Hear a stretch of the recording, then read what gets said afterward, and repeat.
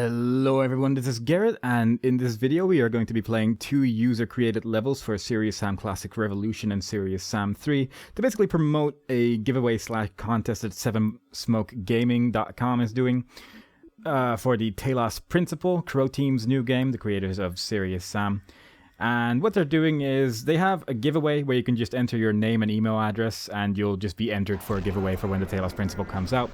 And they are doing two small contests where you can also win a copy of the game. There's going to be more information in the description of this video if you click on the link. But one of the contests is beating this level as quickly as possible, which is actually quite difficult.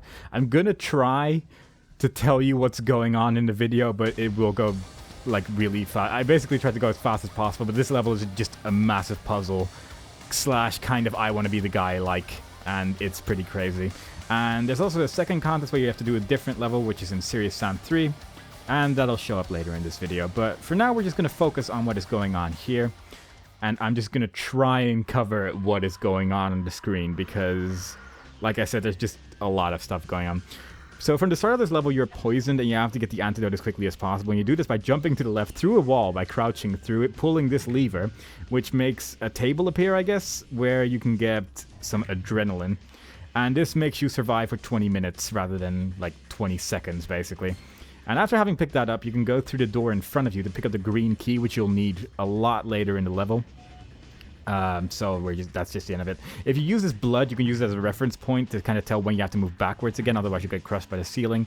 You have to push this box away and then make the wall appear, and then crouch in that hole, otherwise you'd get crushed by the wall. Touch the door so the wall comes back again, then jump over the hole that appears, fall into this one, and it immediately jumps out the moment the wall is over you, otherwise you'll just get hit by spikes.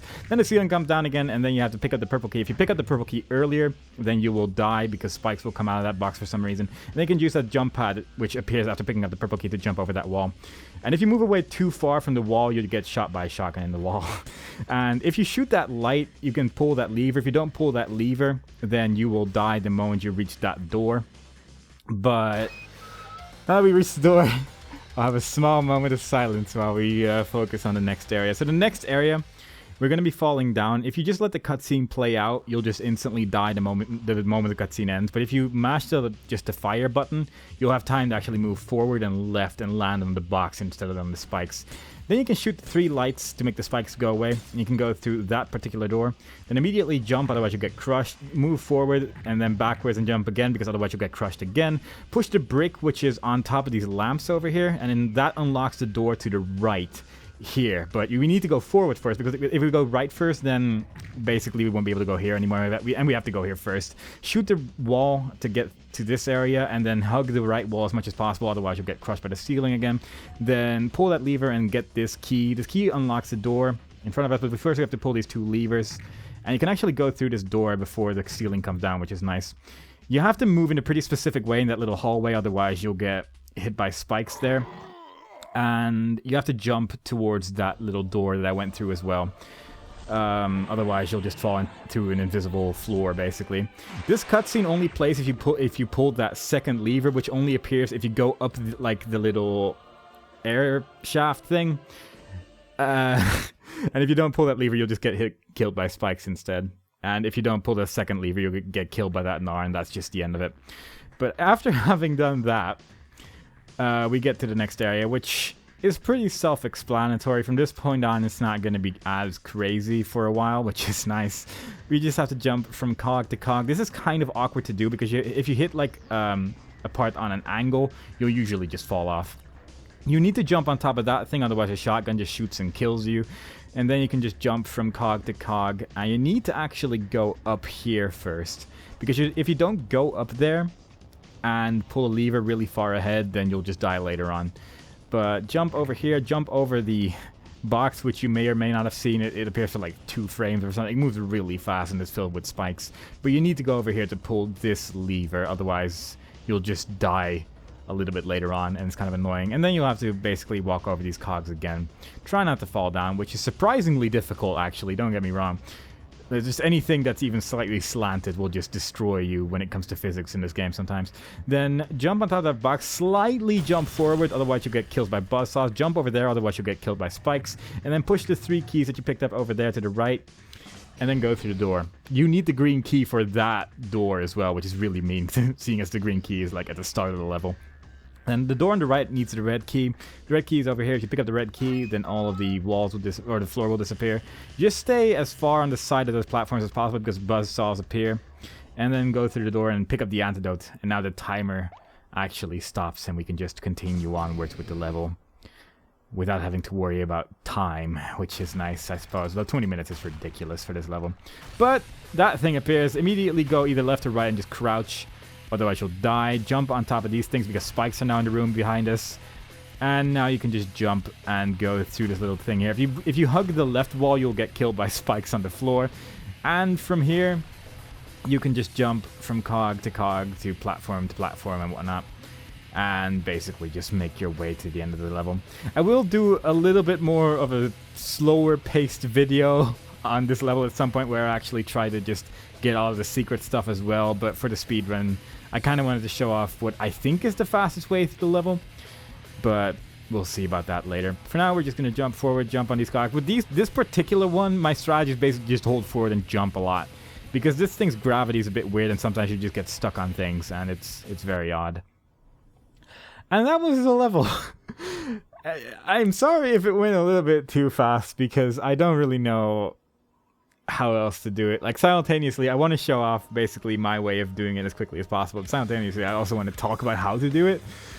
But it's kind of a mess. But I hope you sort of understood, especially just like the first and second part of the level.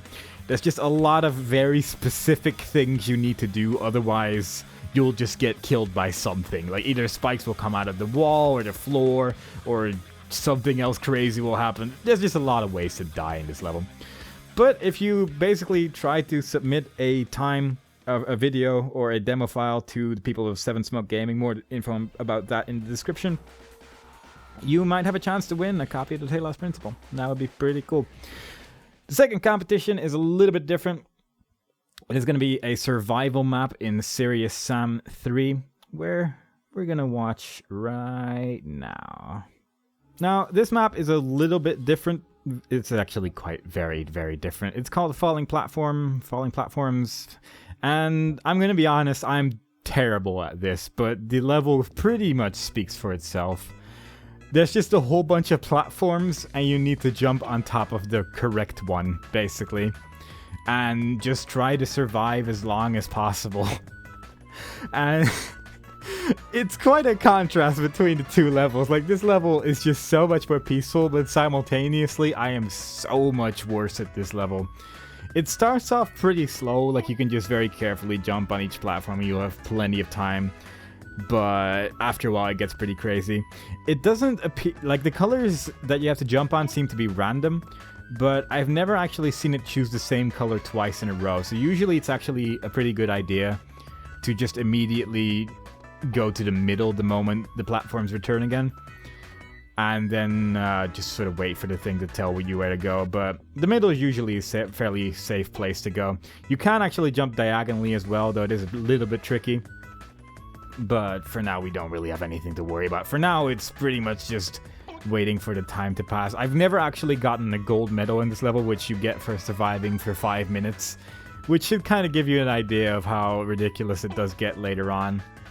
But right now, we can just go into third person and dance for a while. This is basically one of the few maps where third person is actually really quite useful, in my opinion, just because you can see everything a little bit more... Like, everything's just a little bit more visible this way. Due to the fact that your camera is just a little bit further up, so in my opinion, everything is just a lot easier to see. After a certain amount of time, enemies start spawning, which is kind of the main reason why it also gets kind of scary, because you kind of have to worry about both the enemies and jumping on the right color as well. But if you just try to keep it up, then you'll survive for a little bit longer, so there's that. These guys, like right now, it's only one of them. After a while, there's going to be more enemies. But like right now, there's really not much to worry about. If you just move really slowly, they'll usually not hit you unless you're all the way like right into their face. They might be able to hit you that way, but other than that, they don't really stand much of a chance, honestly. But yeah, I'm just gonna leave it at that. Like, I'll just let the video play out. But basically, I would recommend clicking on the link in the description if you are interested in a copy of the Taylor's Principle. Try to submit a better time than I did in the previous level, and try to survive longer than I did in this level, and you might actually win a free copy of a game that might be pretty cool. It looks pretty cool. It is like a first-person puzzle type game, and it looks pretty interesting. There's already a page about it on Steam to give you a little bit more information about it as well, and obviously there's the internet is filled with information about anything, so you might be able to find some stuff about that too. And yeah, just give it a shot. It definitely just doesn't hurt to just try for the giveaway, which really only requires you to fill in your name and email address. And, you know, you might as well. I mean, you'll get a chance to win a free game, and why not, right? Stuff like that's cool. And as you can see, there's already more enemies available now, so now I do actually need to be a little bit more careful. If you just run in circles on these platforms, you usually won't get hit either, but, you know, I like to have my character dance as much as possible, and that was very important to me while making this video, I guess. Though I do get hit quite a lot during this, which is a little bit embarrassing, honestly. But yeah, so much for that. I hope you guys enjoy it. I hope you guys participate in the speedrun and this thing challenge. Small side note, the speedrun took me like about a day and a half to record, and that's pretty silly when it's like a 6-minute level or something like that. But it's such a hard level. There's so many like really specific movements you need to do, otherwise you just die and you have to start all over again, which is pretty frustrating, but what are you gonna do? I think at this point, it should spawn an extra enemy. It shouldn't take too much long before the extra enemy spawns. We might be able to see it before the video ends. I might just die. I don't actually know. It does look like the video's about to end, so... There we go. Kuma's been spawned. He throws fireballs at you.